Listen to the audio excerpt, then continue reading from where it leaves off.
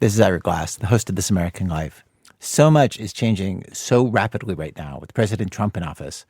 It feels good to pause for a moment sometimes and look around at what's what. To try and do that, we've been finding these incredible stories about right now that are funny and have feeling, and you get to see people everywhere making sense of this new America that we find ourselves in. This American Life, wherever you get your podcasts.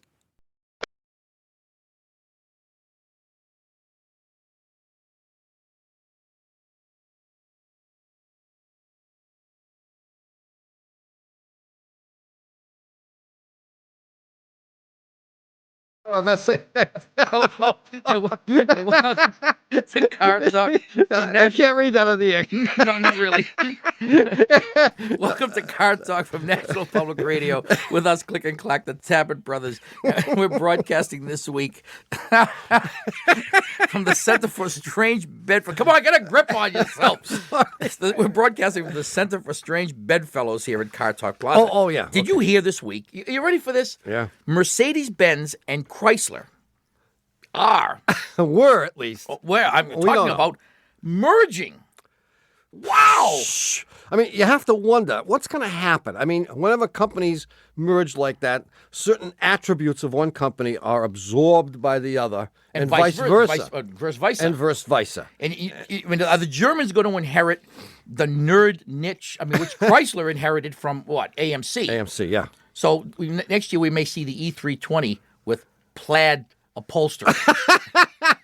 I like kinda it. neat, I wouldn't it? like it. And on the Chrysler side, will they pick up some of that famous German bravado? I mean, they talk about the Uberwagen, and Mercedes has decided. They will say, there is no problem with the Caravan. The Caravan is a perfect vehicle. I can see it now. No, gee,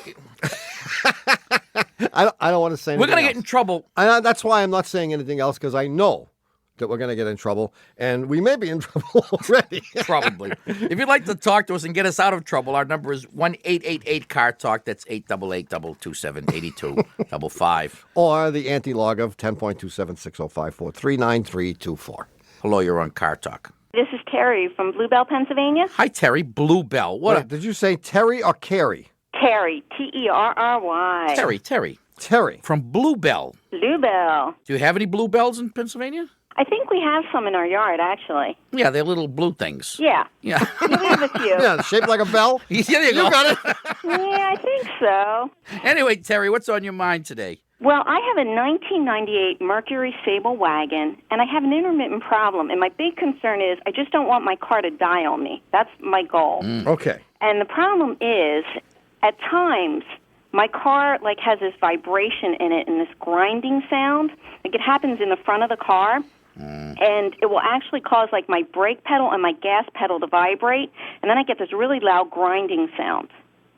Really? And what Yeah. does this happen when you are stepping on the brake? No, it can happen. I could be on the highway. Yeah. Here's an important question. Okay. Well, maybe. I'm beginning to...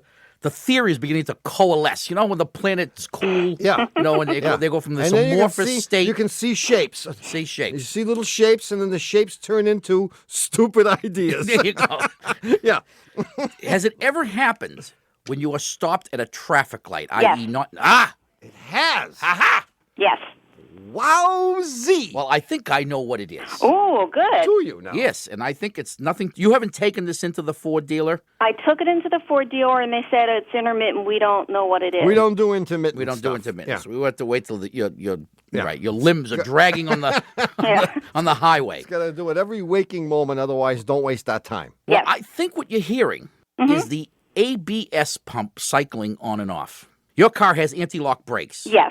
And there's a pump that maintains pressure in the accumulator so that when you do deploy the brakes, there's enough pressure there to actuate the brakes as the car is slowing down and going through this lock up, free up thing with each wheel. And the system is constantly checking to make sure that the pressure is high enough. And if it's not, the pump just kicks in any old time. And it sounds like this. Is that it? Yeah, I It'll think last so. about maybe 15, 20 seconds. Even less sometimes. Sometimes less. longer. Or longer. It can last even longer. It can Longer last than- like 20 or 30 or 40 seconds maybe.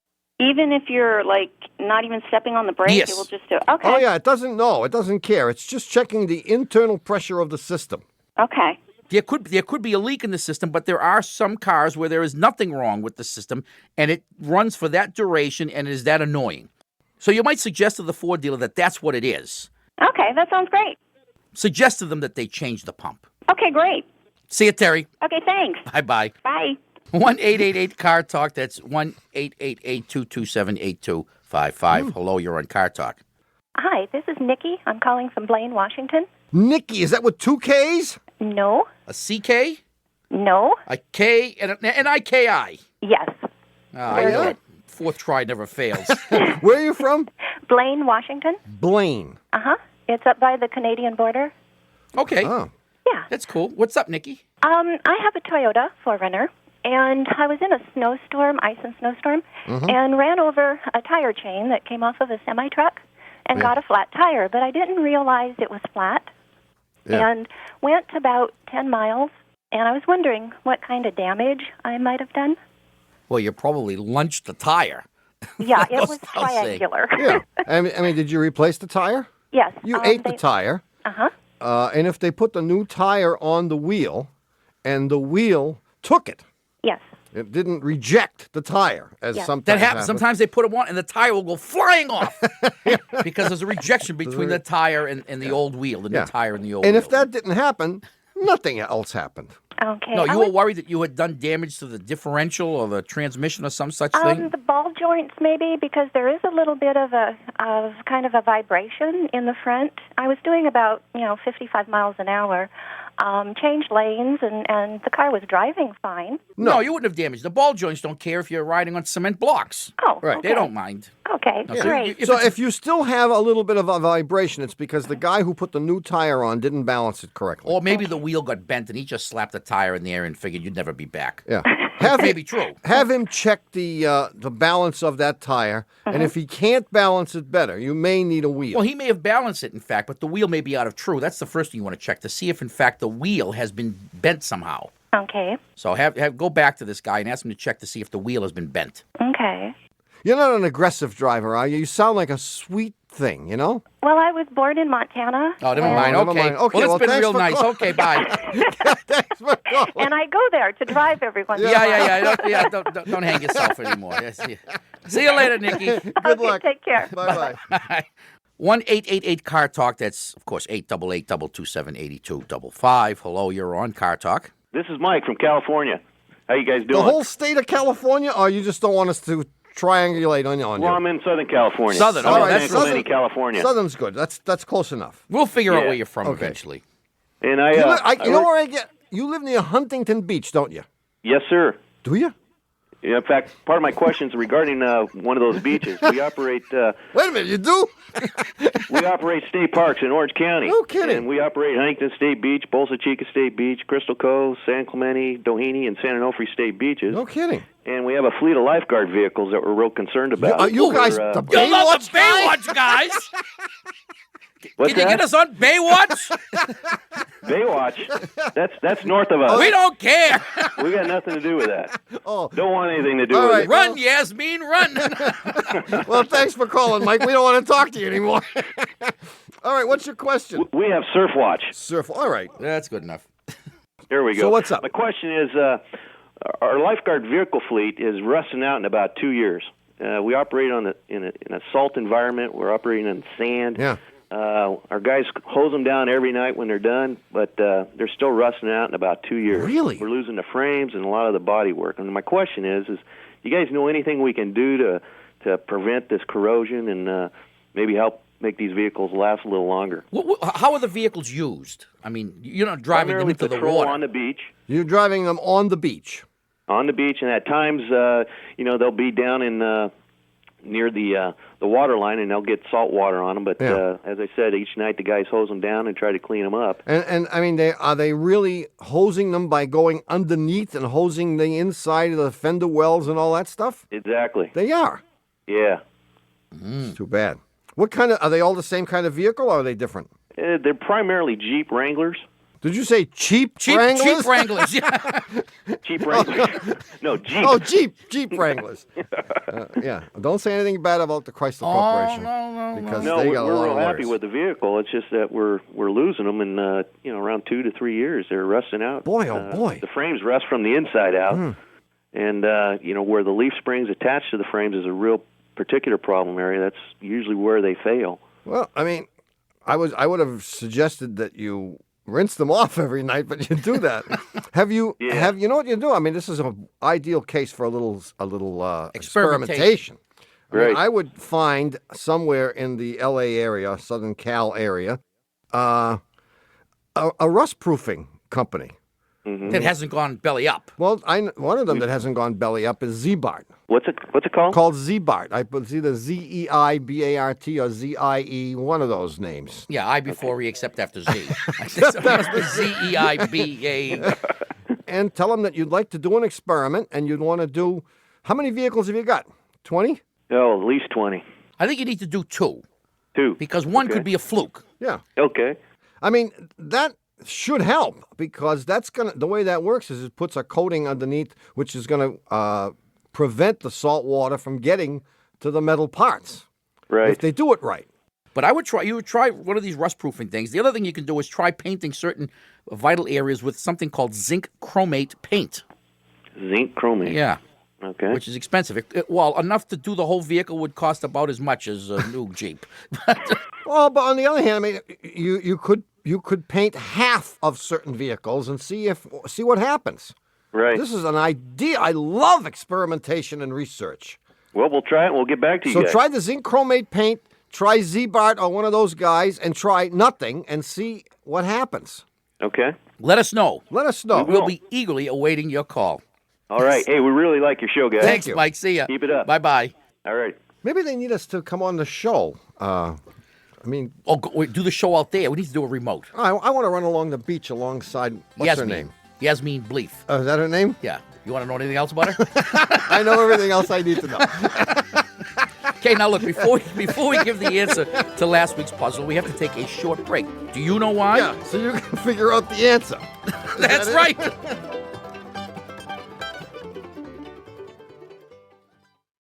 This message comes from Wise, the app for doing things in other currencies. With Wise, you can send, spend, or receive money across borders, all at a fair exchange rate. No markups or hidden fees. Join millions of customers and visit wise.com. T's and C's apply.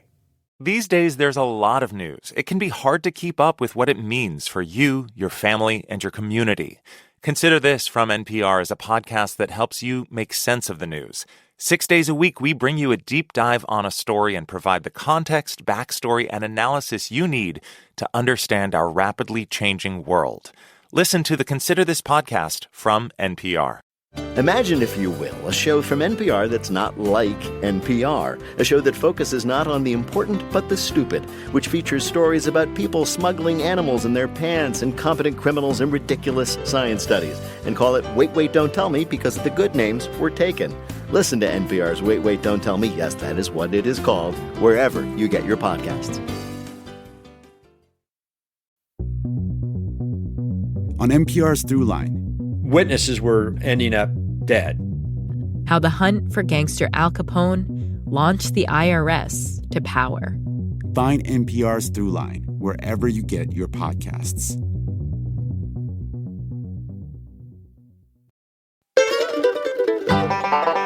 Hello, we're back. You're listening to Car Talk with us, Click and Clack, the Tappert Brothers. And here is the answer to last week's puzzle. I happen to remember the puzzler. Good. About the big truck. Who cares? The one with the high-pressure sorry. Anyway, this puzzle was inspired by a photograph that I saw in the paper recently. Picture this. I'm driving. This is all contrived, obviously, but for the purposes of obfuscation. No! And you mean that these puzzlers that you give us week after week are not absolutely the most of this particular one happens to be a contrivance. Anyway, I'm driving down the highway, and I see way up ahead one of those big diesel tractor trailer trucks. And it's spewing from its smokestacks the vilest, blackest, thickest, nastiest smoke imaginable. Chrysler make this vehicle? Oh, we don't want to talk about it. Anyway, as I'm closing in on the guy, I see him pull over to the side of the road. The thing is still running, and the smoke is just pouring out. It's brutal. So being a nice guy, I pull up next to him and roll down my passenger window and say, "Hey, you knucklehead, you're killing everyone behind you. Why don't you shut that thing off?" He says, "I did. I turned it off, but it won't stop running." So I say, well, obviously something's wrong. Why don't you stall it out? He says, "I can't. It's got an automatic transmission. But don't worry," he adds, "in a couple of minutes, the engine will be seized and it'll stop." And he's happy about this. He isn't. Don't worry. And so are the 90,000 motorists behind him. Anyway, I look at an emblem on the side of his truck, and in an instant, I know why the engine's going to stop running and seize up. I got it. What did that emblem say? Fiat. No? No. No, he was, as we know from the earlier I happen to know the description, answer. he's driving a diesel truck, but the emblem I see says turbocharged. Yes, indeed. And the reason he can't shut the thing off is that the turbocharger has failed, and it is sucking the crankcase oil out of the engine. Yeah, we should mention that the way you shut off a regular car is when you turn the key to the off position, you're stopping the spark from occurring. Right, and the way you turn off a diesel is Which you ain't shut got off, no stinking spark. No, you shut off the fuel. Yeah. So you close a valve which prevents fuel from getting from the tank to the injectors, and the engine obviously shuts down. But now, with the turbo failed, it doesn't need the fuel in the tank anymore. It's using the motor oil as a fuel. And that's why the smoke is thick and black and ugly and vile and nasty. And what's going to happen is it's going to suck all 38 quarts of oil out of that giant... in about 5 minutes. out of that giant diesel engine. And when the oil is gone, then it's Boom. going to stop. Pretty good, huh? I like it. Yeah. Anyway, who's our winner this week? We have a winner. Here it is. Ooh. The winner is Lee Vandervees from Milwaukee, Wisconsin. And what or whoever you are, Lee, for having your correct answer chosen at random from among the thousands of correct answers that we had, you're going to get one of our unencumbered by the thought process coffee mugs, which on one side has a magnificent emblem. Well, it's a good thing we're not giving away anything gender specific, like jockey shorts. We wouldn't be able to. Yeah, we wouldn't know which ones to give to Lee Vandy Vis. Even if she told us the size, you might not know. Or he. We might not know. Anyway, Yeah. this unencumbered coffee mug has on it Tommy's motto in Latin. Unencumbered by the thought process in English on one side, and Non impediti ratione cogitationis on the other side, which I'm sure is wrong, but we got the mugs cheap. Anyway, we'll have a brand new puzzler coming up in the third half of today's show. So don't touch that dial. In the we're meantime, still in the first half, aren't we? yes, no, this. we're in the second we half. just entered the second half of the first quarter. Cool. We'll take your calls at 1-888-CAR-TALK. That's 888-227-8255. Hello, you're on Car Talk. How you guys doing? This is Noah from Flagstaff. Hi, Noah. Noah. That is Flagstaff. No misspelling that name. Flagstaff. Okay. People do it. What's up? What's up, man? Well, I got a little question for you. Yeah. I have a 76 Dodge Tradesman 200 van. I know it well. You do. It's a wonderful vehicle. Well, let's not get carried away, but it's not bad. It's got about 83,000 miles on it. 83? 83. Well, that's been in the shop a lot, huh? It was an old man's flea market van out of California. Oh. But it's not going to be driven for about another year and 4 months or something like that. And because I can't drive it, but I'm not. Got your drive license suspended? I have one of those things going on, and I get it back. You're going to be in jail. You're going to prison? I'm not going to prison. You're not going to prison. Yeah, I'm safe. Should you be going to? Did you escape with a light sentence? Are you hiding out? You're hiding out for a year and a half. You can't very well drive around your truck. No, because they'll track you down. It's pretty. Yeah. So your girlfriend is going to watch the truck for you, and you're going to run away to the Bahamas. Right. We shouldn't be prying with his wife. We shouldn't be prying into his affairs. Personal. Well, hey. Did we call him, or did he call us? No, that's not fair. All Noah, right. we take it back. Yeah, if you guys think you're ragging me, meet my friends. Yeah, and they know where you're going. That's good. Yeah, okay. So you're going to leave this thing for a year to a year and a half. Right. I mean, it's in my backyard. It's not going. I run it. Right now, I run it probably every 3 or 4 weeks for like a half hour. And you'll have that option? No, he won't be No. able to get back for any half hour. No, not from where he's going. No furloughs, eh? Oh, no. Okay. I get visitation rights. Can the van visit you?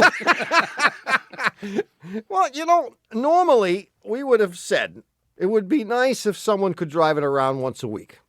But I'm going to change that because you live in Flagstaff. And I'm going to say that the best thing to do is absolutely nothing. What do you think? I think you're a wacko. I think you can just leave this thing parked in the backyard, and you'll come back a year and a half when you get back. You're good. When your tour of duty is over. And that thing will crank right over. You disconnect the battery when you leave, empty the gas tank, just run it out of gas, and that's it. That's it. I would put the thing up on blocks, if for no other reason than to make it more difficult for someone to steal. Well, blocks is fine. Blocks is fine. So put it up, let the suspension hang down and get the tires off the ground. Okay. I would do that, and I would probably plug up the tailpipe to keep unwanted creatures from going in there. You don't have to do that. He's in Flagstaff, man. Snakes! Snakes! We got unwanted creatures. Yeah, they have unwanted. No, you don't want anything nesting in my there. neighbors. Just plug the thing up. If you can get a big cork, shove it in there, and do the same thing. Put a piece of actually tin foil with rubber bands over the tailpipe, and the same thing with the snorkel of the air cleaner. Remember to take off that one on the snorkel, especially when you try to start the thing. Leave yourself a note with the keys. Yeah, don't suck that in. That will be. And other than that, I don't think I would do anything either. And obviously disconnect the battery, or maybe even remove the battery. Yeah, that's it. That's it, man. That's it, man. You can. Yeah, it's simple. And that's it. And the other thing I would do is take a picture of the van so you can hang it in your cell.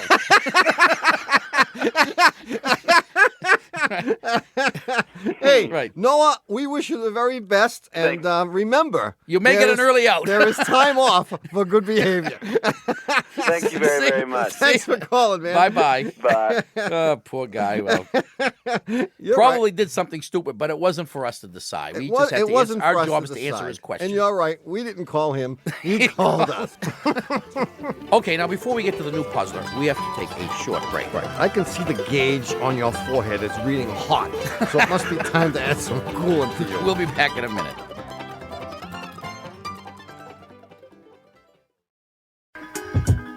I'm Tanya Mosley, co-host of Fresh Air. At a time of sound bites and short attention spans, our show is all about the deep dive. We do long-form interviews with people behind the best in film, books, TV, music, and journalism. Hear our guests open up about their process and their lives in ways you've never heard before. Listen to the Fresh Air podcast from NPR and WHYY. Does the idea of listening to political news freak you out? Well, don't sweat it. The NPR Politics Podcast makes politics a breeze. Every episode will break down the day's headlines into totally normal language and make sure that you walk away understanding what the day's news might mean for you. Take a deep breath and give politics another chance with the NPR Politics Podcast. Available wherever you get your podcasts. Sean Diddy Combs could go to prison for the rest of his life if he's found guilty of charges including racketeering and sex trafficking. Keep up with the trial by following Here and Now Anytime, a daily podcast from NPR and WBUR. We're covering Diddy's trial, the rest of the news, and a lot more. Every afternoon on Here and Now Anytime. The scary new movie Sinners from the director of Black Panther finds Michael B. Jordan playing twin brothers. It's got vampires, it's got great music, and it's a fun one to see with a big crowd. This is the most excited I've been about a movie in a very long time. We'll tell you why you should see Sinners on the biggest screen you can. Listen to the Pop Culture Happy Hour podcast from NPR. Ha! We're back. You're listening to Car Talk with us, Click and Clack, the Tappert brothers. And we're here to discuss cars, car repair, and the new puzzler. Yeah, automotive and non-automotive, semi-automotive or quasi-automotive. Well, is it quasi-automotive, master? It's automotive without being mechanical in nature. Ah. Or technical in nature, so to speak. Oh, very good. Not even technical in nature. And it's somewhat historic and folkloric. and maybe bogus. Now, that's another component. Is this one of those puzzles that you thought of while you were in your car, and that's what makes it automotive? This came across my desk recently. Really? I've always wanted to say that, but it sounds so erudite and elegant instead of this was slid under the bathroom door to me recently, which is more likely. Came across your desk. Came across my desk. And actually, I'd read this several times from other sources. And this came from Bill Daniels from, I don't know, someplace in outer space or cyberspace or who knows. But many people have sent this. And he says, do I have to read the stuff about the previous puzzles being pretty lame? No, you can leave. I don't need to. You can skip right over that. So lame, he says. Oh, bad. Jeez, Bill, that wasn't nice. He says Henry Ford was falsely credited with inventing the automobile. We know that Henry Ford didn't invent the automobile. Of course, he didn't invent and the also automobile. was falsely credited with inventing mass production, which we think he didn't. Yeah. Anyway, he did one thing right. He created the Model T. He did indeed. The car was so different since it started out expensive. I don't need to read all that stuff because it's unimportant. And he was responsible for the following statement. You can get a Model T in any color you want as long as it's black. Yeah. Now, black is a morbid color. Now, before people start emailing me that black is not a color, we will stipulate that black is not a color. Fine. Black is the absence of a color. And as any good body man knows, you wouldn't paint a car black if you didn't have to, because black shows all the imperfections. Yeah. And when you want to repaint it, what do you do? Go to the paint store and the guy says, "What color paint you want?" You say, "I don't want no color paint.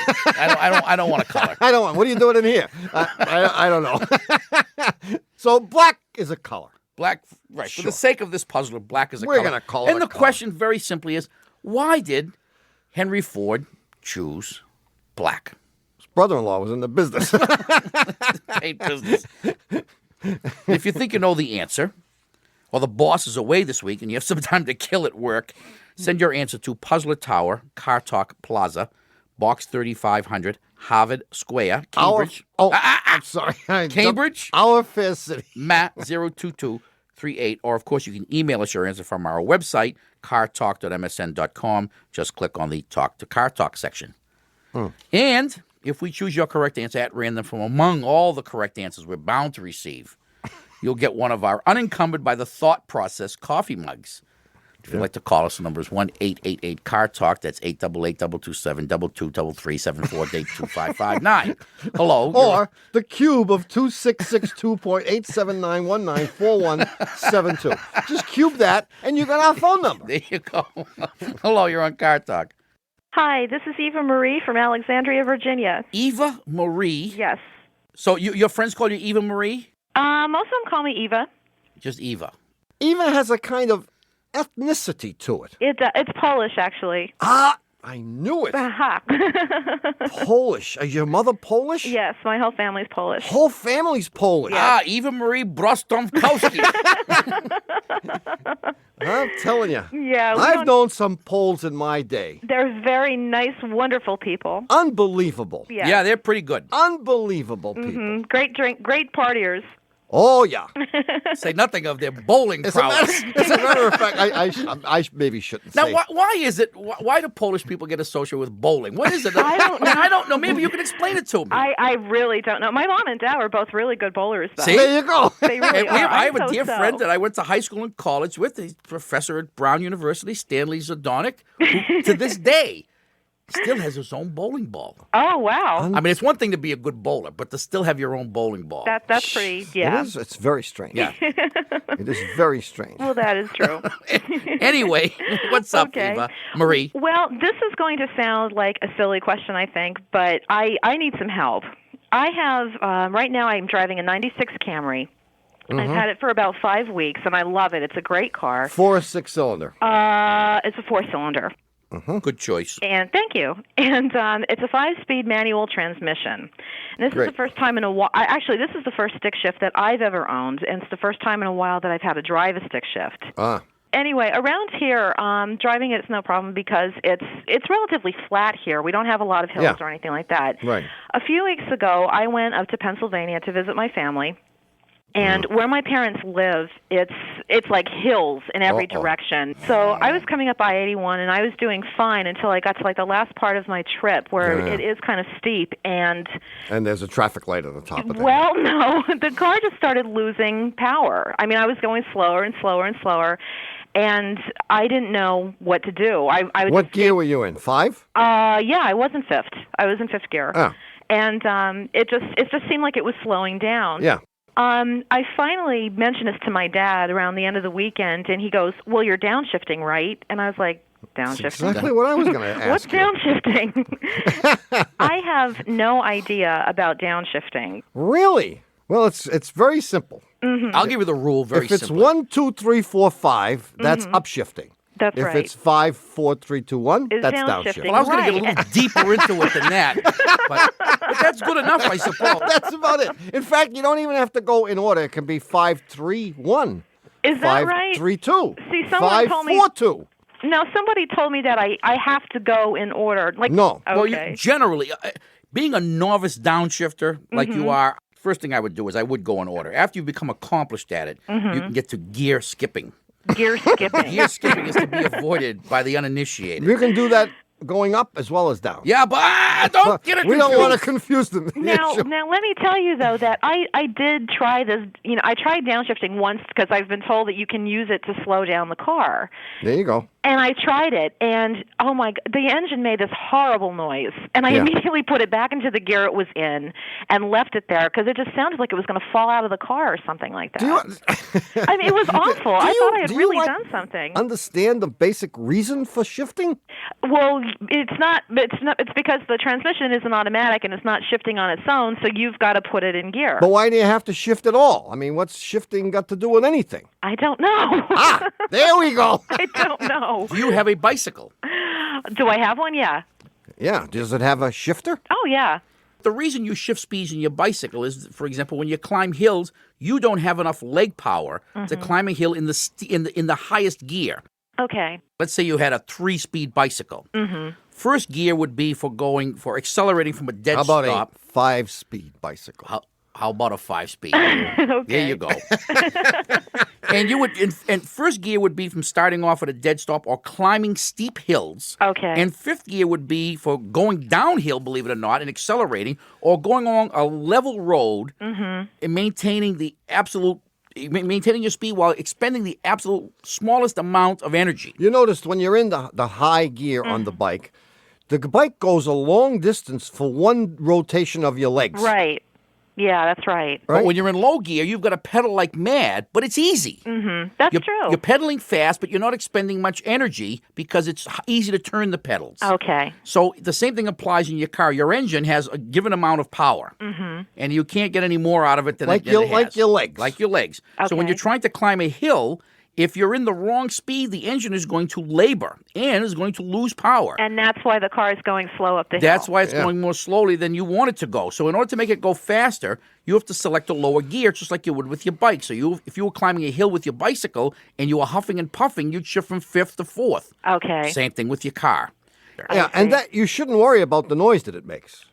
Really? Because That's fine. That sounded horrible. Well, but you shouldn't downshift, for example, from 5th to 2nd. Okay, well, see, at 50 miles an hour, because that could be dangerous. That's why we didn't want you to get into gear skipping. Gear skipping. Yeah, we'll skip over that for now. Okay. For the moment, here's the practical thing to do. When you're going up a hill, the moment that you notice that the car is slowing down, you immediately shift to the next lower gear. So if you're in 5th, go to 4th. Okay. If you're in 4th, go to 3rd. Okay. And any time that you notice that the car is slowing down, you step on the gas, and if it doesn't move, if it doesn't accelerate when you step on the gas, you're in too high a gear. Shift down again. Okay. Assuming that you have a tachometer on the dashboard, Yeah, I too. do. Yeah. And you might want to just notice where the tachometer happens to read when you're shifting. Okay. For example, it gets up to probably 3,500 RPM before you shift from 1st to 2nd. That's and then right. And then you go from 2nd, and before you shift into 3rd, it is then climb to 3,500. Okay. So it's probably inadvisable to go much beyond that. So you should try to keep your RPM, below 3,500, but, probably above 2,000. All right, then I will go ahead and try that. Good Okay, luck, Eva Marie. Thank you very much. See ya. Okay, bye-bye. Bye-bye. Finally, a question we could answer. Well, barely. And we didn't even fight over the answer. Yeah. A question not only we could answer, but we could agree on. And it consumed half the show. What could be better than that? Yeah, that's good. Well, it's happened again. You have wasted another perfectly good hour listening to Car Talk. Our esteemed producer is Doug the Subway Fugitive, not a slave to fashion, Berman. Wait, he's been getting away with this Subway Fugitive, not a slave to fashion thing. He needs something else, huh? What happened to Pumpkin Lips? What happened to Putzoid? Well, you got to come up with something better. We need suggestions, especially from whom? Bugsy. Bugsy's going to have the best ideas. Or Dougie's wife. Oh, that's what we've got, Pumpkin Lips. That is true. So Subway Fugitive is out. We'll cross that out. Not a slave Until to further fashion notice, is he will okay, merely be our esteemed producer, Doug Berman. That's it. Our associate producer and dean of the College of Automusicology is Ken Babyface Rogers. Well, wait a minute. Now, this Babyface thing, he's getting away with murder here. All right, we're going to have to take care of both of these by next week. I'm not putting up with this Babyface and Subway Fugitive stuff anymore. All right. That's it. Our assistant producer is Catherine Ray. Well, wait a minute. And our engineer is Jonathan Superhighway Sideburns That's Marson. good. Our technical, spiritual, and menu advisor is Mr. John Bugsy Lawler. Our thanks to our interns this spring, Bill Jacobs, Delaney Smith, and Shay Zeller. Good luck, guys, and who knows, maybe you'll graduate with the class after yours. Don't give up hope. Our public opinion pollster is Paul Murky of Murky Research, assisted by statistician Margin of Error. Peekaboo Street directs our intensive care unit, which is known as the Peekaboo ICU. Our junkyard manager is Ricardo Desmontalbone. Our director of moral support is Hugh Demand. Our sexual harassment counselor, back from a lengthy hiatus. Where was he? Oh, wait. Pat McCann. And our Leo Tolstoy biographer is Warren Peace, author of Leo Tolstoy by Warren Peace. Our chief counsel from the law firm of Dewey, Cheatham & Howe is Hugh Lewis Dewey, known to the other bow-tie-wearing bums in Harvard Square as Huey Louie Dewey. Thanks so much for listening. We're Click and Clack, the Tappert Brothers.